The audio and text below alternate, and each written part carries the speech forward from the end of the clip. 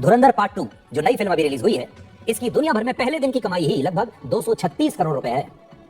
इस फिल्म ने रिलीज के पहले दिन भारत में ही 102 करोड़ रुपए की कमाई की। तीसरा, इस फिल्म ने इस बार कुछ पेड रिव्यूज रखे, कुछ अलग स्पेशल शोज रखे प्रीव्यूज के, जो पेड थे। उस पेड प्रीव्यू शो में ही 43 करोड़ रुपए कमाने वाली ये भारत की पहली फिल्म है। और अगली बात, T20 शॉर्ट वीडियोस और रील्स के आज के जमाने में जब लोग 1-1.5 मिनट से ज्यादा का कुछ देखना नहीं चाहते, रील्स के जमाने में धुरंधर 21वीं सदी की भारत में बनी अब तक की सबसे लंबी फिल्मों में से एक है। यह फिल्म 3 घंटे 49 मिनट की है। आप ये समझ लीजिए, लगभग 4 घंटे ही मान लीजिए। इतनी लंबी फिल्म होने के बाद भी इसे देखने के लिए भारत के हर शहर के सिनेमा हॉल्स फुल चल रहे हैं, हाउसफुल, टिकट कहीं मिल नहीं रही। सुबह 9 बजे से लेकर देर रात तक के तमाम शोज उपलब्ध हैं, लेकिन टिकट किसी की नहीं है। 8000 से ज्यादा स्क्रीन पर इस फिल्म को पूरे देश में रिलीज किया गया है और इस फिल्म की एडवांस बुकिंग के लिए इतनी भीड़ थी कि ऑनलाइन बुकिंग प्लेटफॉर्म बुक माई शो कई बार हैंग हो गया। तो देखिए, फिल्म बनाओ तो ऐसी बनाओ कि बुक माई शो भी हैंग कर जाए।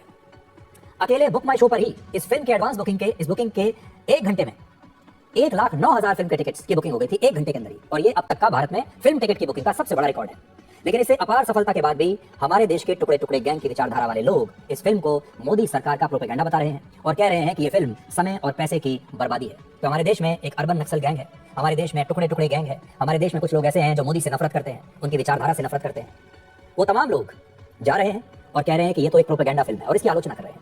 सबसे दिलचस्प बात यह है कि प्रधानमंत्री मोदी के तमाम विरोधी पहले अपना खुद का पैसा खर्च करके और अपने 4 घंटे बर्बाद करके इस फिल्म को देखने जाते हैं और फिर वापस आकर YouTube पर इस फिल्म की समीक्षा करते हैं, अपना वीडियो बनाते हैं और कहते हैं कि फिल्म बिल्कुल बकवास है। धुरंधर 2 की समीक्षा करने के लिए यूट्यूबर्स के बीच हमारे देश में समय होड़ लगी हुई है। आप सोशल मीडिया खोलकर देखिए, हर जगह आपको धुरंधर 2 के जो है समीक्षा मिल जाएंगी। इसके 3 कारण हैं। पहला, ये सारे यूट्यूबर्स जानते हैं कि इस समय धुरंधर 2 की आंधी चल रही है, धुरंधर 2 ट्रेंड कर रही है और अगर उन्होंने इस फिल्म पर अपना वीडियो बनाया और अगर इसकी आलोचना करने वाला वीडियो बनाया तो जबरदस्त व्यूज मिलेंगे। तो पहला कारण है व्यूज, सबको व्यूज चाहिए। दूसरा, ज्यादा व्यूज मिलेंगे तो ज्यादा पैसा भी मिलेगा, क्योंकि इनमें से ज्यादातर यूट्यूबर्स जो हैं वो यूट्यूब पर अपना कंटेंट डालकर किसी तरह अपना गुजारा कर रहे हैं, तो पैसा भी एक बहुत बड़ा फैक्टर है। तीसरा, देश में विपक्षी पार्टियों का समर्थन करने वाले तमाम नेता, अलग अलग पार्टियों के कार्यकर्ता, उनके IT सेल के लोग, पत्रकार और यूट्यूबर्स धुरंधर 2 के बहाने मोदी सरकार की आलोचना कर रहे हैं। यानी ये उनका एक राजनीतिक प्रोपेगेंडा भी है जिसे वो चला रहे हैं। क्या करेंगे? इसलिए आज धुरंधर 2 सिर्फ मनोरंजन करने वाली एक फिल्म नहीं रही, बल्कि हमारे समाज और हमारे समाज के मूड का एक इंडिकेटर बन गई है।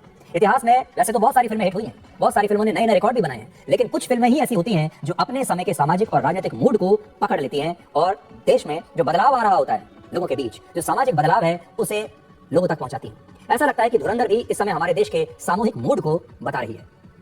सवाल सिर्फ ये नहीं है कि फिल्म कितनी कमाई कर रही है, बल्कि ये भी है कि लोग इसे इतनी बड़ी संख्या में आखिर देखने जा क्यों रहे हैं। आप सोचिए, एक वर्ग ऐसा है जिसने पूरी ताकत लगा रखी है ये बताने के लिए कि ये फिल्म बेकार है, ये प्रोपेगेंडा है, 4 घंटे की फिल्म है, बोझिल है, अपना पैसा बर्बाद मत करिए। लेकिन उसके बावजूद इस देश के बड़ी संख्या में लोग इस फिल्म को देखने जा रहे हैं। यानी वो अपनी तरफ से जवाब दे रहे हैं कि नहीं, हमें ये फिल्म अच्छी लग रही है और हम देखेंगे। और यहीं से भारत में आजादी के बाद हो रहे सबसे बड़े सामाजिक बदलाव का एक संकेत आपको मिलता है।